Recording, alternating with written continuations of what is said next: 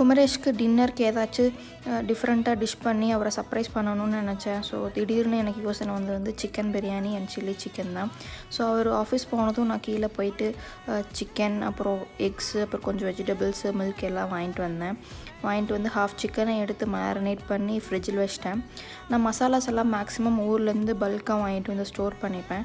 Because எனக்கு இங்கே பெங்களூரில் நம்ம ஊர் மசாலாஸ் எல்லாம் எங்கே கிடைக்கும்னு தெரில. ஒரு டைம் டிமார்ட்டில் பார்த்தேன். அதுக்கப்புறம் மேக்ஸிமம் நான் டிமார்ட் போக மாட்டேன். ஸோ அதனால் ஊர்லேருந்து வாங்கிட்டு வந்து ஸ்டோர் பண்ணிப்பேன்.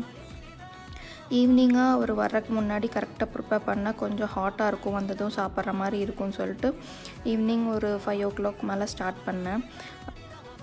அப்புறம் யாருக்கெல்லாம் சிக்கன் பிரியாணி, சில்லி சிக்கன் பிடிக்கணும் மறக்காமல் லைக் அண்ட் கமெண்ட் பண்ணுங்கள். ஸோ நானும் பார்த்து தெரிஞ்சுக்கிறேன்.